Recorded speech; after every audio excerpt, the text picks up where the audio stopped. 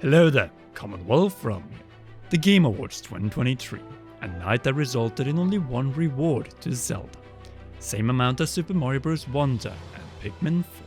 Plus, it was not the category we hoped for. 6 years after Breath of the Wild dominated. At least Best Action Adventure brought us the best concept art we have seen for Tears of the Kingdom. One that could have been the box art. The Game Awards might have been a lesson for the Zelda team, and a time for answers of what is up for the next Zelda game. Luckily for us, both Game Informer and IGN were granted interview with the series' top guns. So be sure to leave a like, subscribe and press the notification bell for more Zelda. And it naturally comes from series producer Eiji Aonuma and director Hidemaru Fujibayashi. From the Game Informer interview, we learned that the Zelda team is now determined to move away and forward from the soon-to-be 10-year-old map.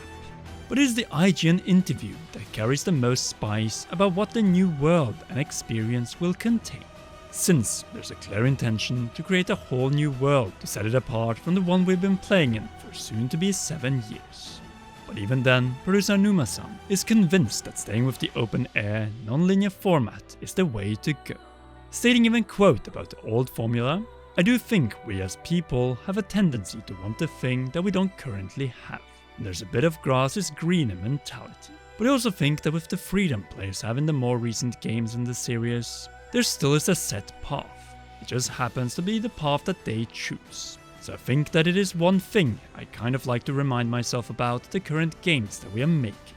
But also, it is interesting when I hear people say those things, because I'm wondering, why do you want to go back to a type of game where you're more limited or more restricted in the types of things or ways you can play? But I do understand that desire that we have for nostalgia, and so I can also understand it from that aspect." End quote. Simply put, the grass ain't greener in the past, and the Zelda team has little interest in restricting the franchise and themselves once more in its progression and gameplay. Analyzing this reply, it is clear that the top guns of Zelda do not want to restrict themselves once again. It feels like Skyward Sword might have been the game that made the Zelda leadership think, "Let the past die. Kill it if you have to." Kylo Ren! Oh my god! That is exactly the feeling I'm getting from Breath of the Wild and Tears of the Kingdom. Two games where they first build up a world and then simply don't care for the story and world building that they establish for a game on the same system. Zelda Lore put it best in his recent reply tweets. Quote, "It is not nostalgia, Aonuma. It is the fact that by being so open, the game lacks progression in the story and gameplay. No build up to the finale, no character arcs, it is shallow." End quote. I agree for the most part here, as my main issue with Tears of the Kingdom, even in its release week, was its storytelling and lack of respect for what was established in Breath. The more cracked surface in its world design, primarily the depths as we played on.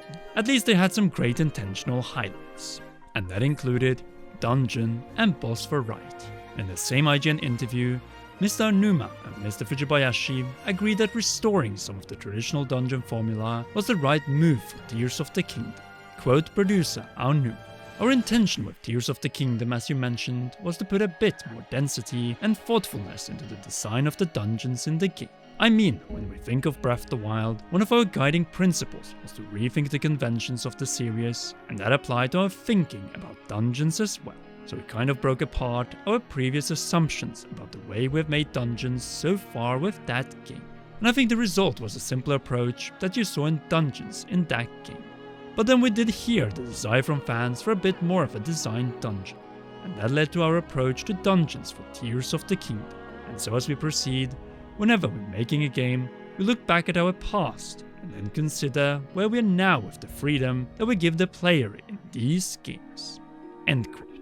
The positive response to the dungeons and fusion of Breath and more linear traditional Zelda dungeons in Tears of the Kingdom suggests that traditional, more linear dungeons in a close form to Tears of the Kingdom will be continued. Now let's hope that they push it closer to the latter than the former in the next title. They got the message in that category.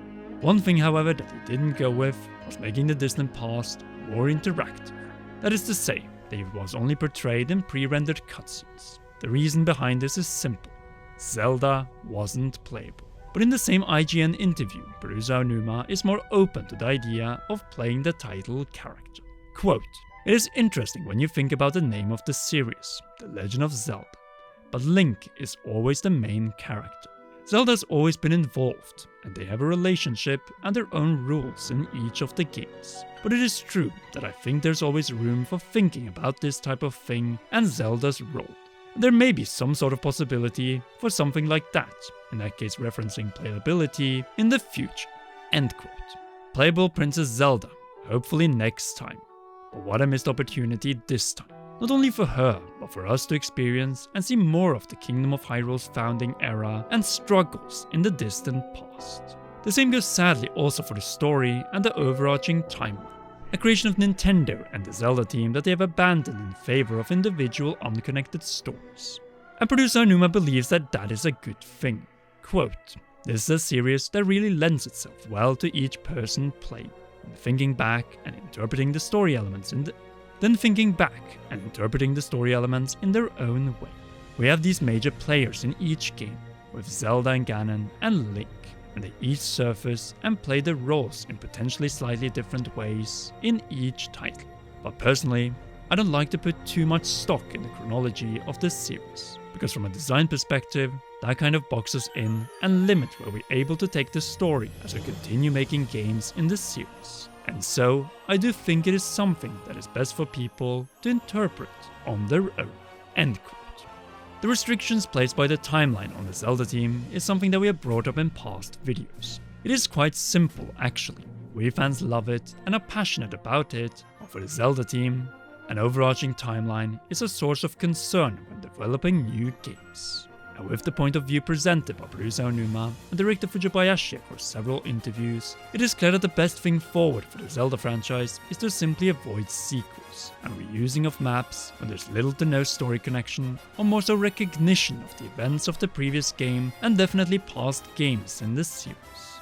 And that is really what is worth bringing up from the Game Informer and IGN interviews. Only two outlets that got to talk with the top developers of the latest Triforce of 3D Zelda titles before the reveal of Nintendo Switch successors. Who knows, possibly the new system could come with a surprise tied to this new art. After all, the soundtrack of Tears of the Kingdom is yet to be released by Nintendo, and ending on Amiibo with pretty much no new content is anticlimactic to say the least. Either way, what can we take from the Game Awards interviews and updates on the next Zelda game? Personally, I believe we can already divide it down to 10 elements that we should expect. Number 1, brand new map, potentially outside of Hyrule. 2, story will not be priority, and definitely not conform to the previously established by the Zelda team timeline. 3, be open air and non-linear, but still have dungeons, as linear Zelda belongs to the past, remakes or top-down based on what we have heard. 4, likely feature new art style and direction, which makes sense as Zelda is a never-ending, evolving franchise. We have seen it for 3D Zelda games since abandoning the art style of the N64 Zelda games. Wind Waker simply changed the perception of how Zelda should look, and its visual profile is best left to the art design team in Kyoto. 5, more than likely a new Link and Zelda, as the likely Lovebird story of Love in the Air is now complete and reach a satisfying conclusion across 3 layers, with Link showing true feelings and acts of love in tears, just like Zelda did in Breath's Memories and Ending. 6, potentially have a playable Zelda, but once again not with this short-haired hero of a princess, which is sad since she would have served that role perfectly in the distant past, a part of the game that we couldn't truly interact with. Truth to be told, we had a better idea of how this could have been handled. Post-dungeons jumping immediately from Link over to her. 7, the game will release on the next system, and if the rumors are correct, in upscaled 4K when docked. 8, once again blow us away with its gameplay innovation and physics engine. 9, release at the end of this decade or at the very beginning of the next one. In other words, come out around 4 years after GTA 6. Finally 10, be once again a Game of the Year candidate, but which in order to win needs to innovate, but also balance new content better to not overwhelm the player with bloated areas and repetitive content. Well that, and actually have a story that makes us return for a new playthrough of this game over the more linear traditional Zelda games. And there you have it, what producer Aonuma and director Fujibayashi highlight, and my slight alterations that will bring the next Zelda game where it needs to be. the best game ever made, and which with ease wins Game of the Year that year.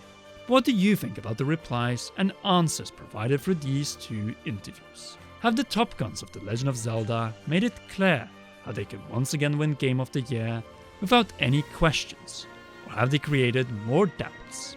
Sound off in the comment section down below. If you haven't already, then be sure to leave a like, subscribe and press the notification bell to not miss any of our upcoming Zelda videos. A super heartfelt thank you goes to all of you who have joined our Patreon in my darkest time. You are the absolute best. Special shoutouts go to our new royal producers Zach Johnson and JC Funk, and heroes Cheryl, Garrett Hoy and Jeffrey Van Roost. I wish I had time to shout out all of you, but at least here you are on the screen, whilst naming all of you verbally will take longer than the length of this video.